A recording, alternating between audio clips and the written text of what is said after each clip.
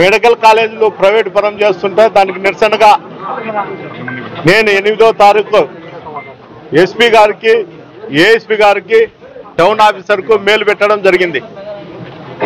నేను 12వ తారీఖు ఇట్లా మా స్టేట్ ప్రోగ్రామ్ ఉంది, మెడికల్ కాలేజీ దానిపైన ప్రైవేట్ పరం చేయకూడదు అనే దానిపైన ఆ ప్రోగ్రాంకు నాకు తాడిపత్రిలో పర్మిషన్ ఇవ్వండి అని అడగడం జరిగింది.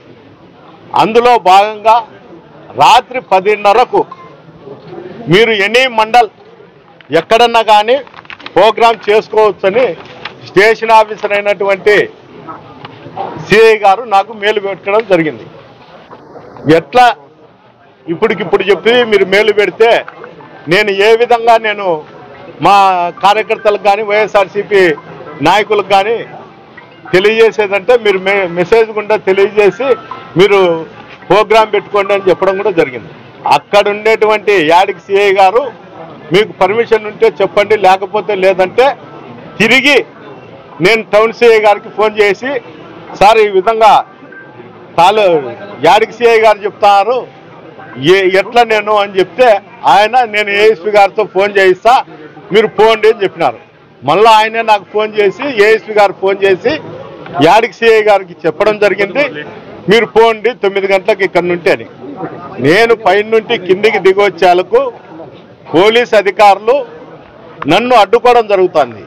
మీ ఫ్యామిలీ మెంబర్లు తప్ప ఎవరన్నా పోయే ప్రోగ్రాం చేయండి అని. అంటే ఈ రాష్ట్రంలో తాడిపత్రి కాన్స్టిట్యున్సీలో నేను ఎక్స్ఎమ్మెల్యేని కాదా? నేను ఎక్స్ఎమ్మెల్యేని కాబట్టి నేను ఇక్కడ ప్రోగ్రాం చేసే హక్కు నాకుంది. మా నాయకుడు జగన్మోహన్ రెడ్డి గారి ఆదేశాల మేరకు ఈ ప్రోగ్రాం ఖచ్చితంగా నన్ను కంటెస్ట్ చేయమనే వాళ్ళు చెప్పడం జరుగుతుంది. నేను కూడా చేయడానికి కూడా సంసిద్ధంగా ఉన్నాము. అందరికి కూడా మెసేజ్ పెట్టి యాడికి రమ్మని చెప్పడం కూడా జరిగింది. పొద్దున్నే తీరా నేను 9 గంటల కిందికి దిగొచ్చి పోదామనుకునే లోపలనే వచ్చి మీరు పోయే కాదు, నీకు ల్యాండ్ ఆర్డర్ ప్రాబ్లం ఉంది, నీకు ప్రాణహాని ఉంది, అందువల్ల నువ్వు పోయే కాదు అంట. ఎవరి వల్ల నాకు ప్రాబ్లం ఉందనేది చెప్తే అది చెప్పలేకున్నారు ఆఫీసర్. అంటే సర్టన్ ఆఫీసర్కు ఏదన్నా ల్యాండ్ ఆర్డర్ ప్రాబ్లం ఉన్నా ఇంకోటి ఉన్నా కూడా ఆ అధికారులు మాత్రము రక్షణ కల్పించాల తప్ప అందరినీ ఇళ్లలో కూర్చోపెట్టే సంస్కృతి రాష్ట్రంలో ఎప్పుడూ లేదు. చంద్రబాబు నాయుడు ప్రభుత్వం వచ్చిన తర్వాత అధికారులు వాళ్ళ ఉనికి కోసమో లేకపోతే ఇక్కడ ఉన్నటువంటి ఎమ్మెల్యేనో లేకపోతే మున్సిపల్ చైర్మన్ మెప్పు కోసమో నన్ను ఇక్కడ కూర్చోపెట్టడం జరుగుతుంది.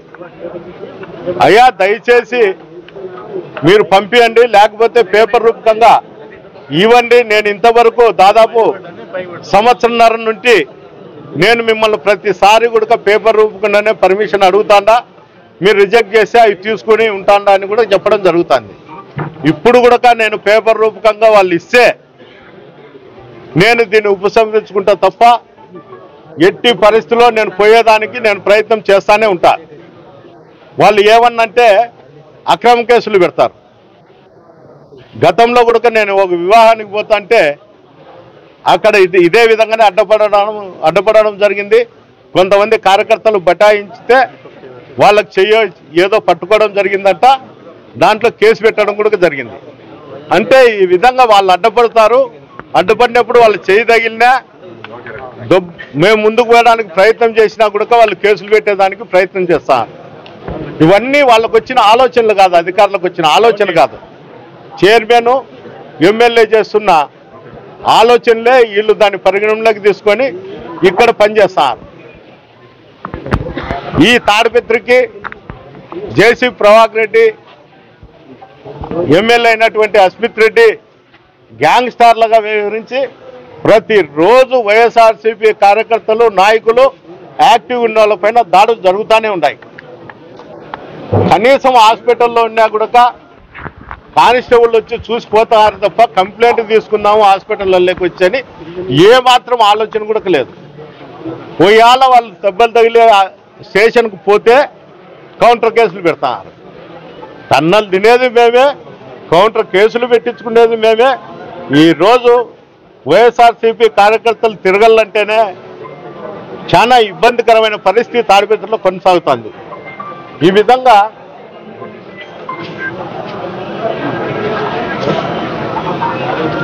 వ్యవస్థలను శాసించి పరిస్థితిలో జేసీ కుటుంబంలో ఉంటే అధికారులు చూసి చూన్నట్లు పోతారు.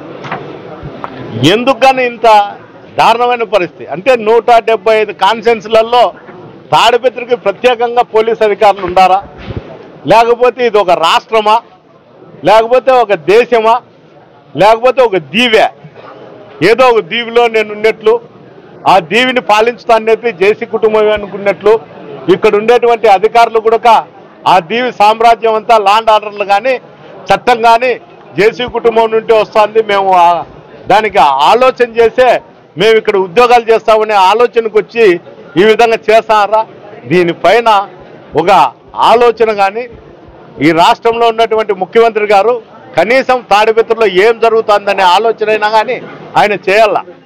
ఎందుకు చెప్తానంటే మేము ప్రతిపక్షంలో ఉన్నాము, ఏదో మీ లోకేష్ బాబు రెడ్ బుక్ అన్నారు దాన్ని అవలంబిస్తారేమో అనుకుంటాం. కానీ ఇక్కడ తెలుగుదేశం కార్యకర్తలకు కూడా వాళ్ళు చెప్పిన మాట వినకపోతే ఇదే పరిస్థితి కొనసాగుతుంది. నీకు సంబంధించినటువంటి సామాజిక వర్గాన్ని నీచంగా అసలుకు అతను ఏ విధంగా చూస్తున్నాడో అది ఎవరికి అర్థం కాదు. మీ సామాజిక వర్గానికి తాడిపత్రిలో కనుక్కోండి ఏం జరుగుతుంది, ఏం కథ, ఏమని. దీంట్లో 10% అయినా కానీ జేసీ కుటుంబం మీద మంచి అభిప్రాయంతో మాట్లాడితే ఆ రోజు కావాలంటే మీరు ఏది కానీ తాడిపత్రిలో వాళ్ళకి సర్వ హక్కులు ఇవ్వండి. పోలీస్ అధికారులకు కానీ జేసీ కుటుంబానికి కానీ మీరు హత్యలు చేయండి, ఏమన్నా చేయండి, మేము ఉంటాము, మా సామాజిక వర్గాన్ని కూడా పెద్దపేట వేసి కూర్చోబెడతా ఉన్నారనే ఆలోచన మీకు కూడా రావాలా. ఏ విధంగా ఉందనేది కార్యకర్త అనేవాడు ఏ కులానికి సంబంధించినోడు కాదు. ఏఎస్పీని దూషించినప్పటికీ పోలీసులు ఎందుకు వైఖరి మార్చుకోలేదంటే అంటే మా వరకు రావడం లేదు కదా అంటే ఇక్కడ ఒక పోలీసులకు రక్షణ లేకుండా పోలీస్ వ్యవస్థ అనేది వాళ్ళు చెప్పినట్లు వింటారు కాబట్టి కొనసాగుతుంది. ఇంకోటి ఏమంటే ఇక్కడ ఏదేం జరిగినా కూడా పై అధికారులకు కింద అధికారులు ఎస్ఐలు కావచ్చు, సిఐలు కావచ్చు, పై అధికారులకు మిస్గైడ్ చేస్తా అంటారు. ఇప్పుడు ఇక్కడ జరిగేది వేరు, ఆయనకు చెప్పేది వేరు. ఎస్పీ గారికి కానీ ఏఎస్పీ గారికి కానీ నేను గతంలో కూడా చెప్పిన కింద అధికారులను ఒకసారి పరిశీలించండి, తాడిపత్రిలో ఏం జరుగుతుందో అనేది కూడా ఒకసారి చూడండి, చూసి దానిపైన చర్యలు తీసుకోండి అని. ఎప్పుడైతే చర్యలు తీసుకోకుండా వీళ్ళపైన నిఘా వ్యవస్థ లేకోకుండా ఉండే దాని వల్లే ఈ విధంగా తాడిపత్రిలో ఈ విధంగా జరుగుతుంది. ఒక ఏఎస్పీ గారిని ఏ విధంగా ఒక అధికారి, అతను ఐపీఎస్ అధికారి, ఎప్పుడు రేపో మాపో ఇంకో సంవత్సరానికో 2 సంవత్సరాలకో ఎస్పీ అవుతాడు. అలాంటి అధికారిని ఒక ఐపీఎస్లనే ఈ విధంగా దూషిస్తా అంటే కింద అధికారులు కూడా భయపడిపోతారు. ప్రతిరోజు వాళ్ళు తూచా తప్పకుండా వాళ్ళు ఏది చెప్తే అది చేస్తాను. దయచేసి ఎస్పీ గారికి కూడా నేను తెలియజేస్తాను, డిఐజీ గారికి, డీజీపీ గారికి కూడా మా కాల్ లిస్ట్ తీయండి. మేము ఎక్కడన్నా మేము క్రైమ్ ప్రోత్సహిస్తున్నామో లేకపోతే ఏదో ఉందనండి. సేమ్ టైంలో మీ అధికారుల కాల్ లిస్ట్ కూడా తీయండి. ఎమ్మెల్యేలతో, చైర్మన్తో, వాళ్ళ అనుచరులతో ఎన్ని రోజులు డైలీ మాట్లాడతారు, వాళ్ళు ఏం మాట్లాడతారు, వీళ్ళు ఏం మాట్లాడతారు అనేది మీకు అర్థం కావాలా. ఎప్పుడైతే మీరు ఈ విధంగా చేస్తే అందరూ కూడా చట్టానికి లోబడి పనిచేసే పరిస్థితి వస్తుంది. ఇక్కడ జరుగుతున్న వ్యవస్థలో ఇక్కడ జరుగుతున్నది పై అధికారులకు 2% 3% తెలుసు. ఇప్పుడు నేను యాడికి పోతే ఏదో భూకంపం వచ్చినట్లు, లేకపోతే ఏదో తుఫాన్లో వచ్చి అన్ని కొట్టకపోతాన్నట్లు సృష్టిస్తారు ఇక్కడ అధికారులు. ఇక్కడ ఏమి జరగదు, ఏముండదు. కేవలం వాళ్ళు చేసే మెసేజ్ల మీద ఆధారపడే ఉద్యోగాలు చేస్తున్నారు. మెసేజ్కే ఇంత భయం ఉన్నప్పుడు ప్రతిరోజు మా కార్యకర్తలను కొడతా అంటే కనీసం చర్యలు కూడా లేవు. కొడతాడు, అర్ధ గంటలోనే మేము పేషెంట్ని అనంతపురం తీసుకుపోయే లోపలనే వాడు మా వెహికల్లోకి అడ్డం వచ్చి తిరుగుతుంటాడు. ఇంకోటి ఏం చెప్తాడంటే ఎక్స్ మున్సిపల్ చైర్మన్ గారు, ప్రజెంట్ చైర్మన్ గారు పెద్దారెడ్డిని పంచెలు ఉడికి కొడతామని అతను చెప్తాడు. వాళ్ళ కౌన్సిలర్లు, మహిళా కౌన్సిలర్లు పంచె ఉడిగుతా అని వాళ్ళు చెప్తారు. ఎవరో ఒకరు ఉడిగితే అది వాళ్ళకు కూడా అర్థమవుతుంది ఎట్లుంటుంది అనేది. ఓర్పు అనేది ఒక స్థాయి వరకు ఉంటుంది. వాళ్ళు ఏం చెప్తారంటే నువ్వు ఫ్యాక్షన్ చేస్తా అని చెప్పినా గతంలో ఖచ్చితంగా నేను ఈ బుద్ధి చెప్తా. అవకాశం వచ్చి నాకంటూ సమయం వచ్చి అన్నీ జరిగినప్పుడు వాళ్ళ కోరిక అయితే నేను ఖచ్చితంగా నెరవేర్చా. ఇప్పుడే నెరవేర్చాలనేది ఏం లేదు.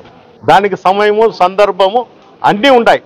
ఆ సమయము సందర్భం వచ్చినప్పుడు బ్రహ్మదేవుడు ఒకడే నాకు వరం ఇవ్వాల తప్ప, నాకు చిన్న చూపు చూడాలి తప్ప ఎలాంటి దీంట్లో సందేహం లేదని కూడా ఈ సందర్భంగా మీకు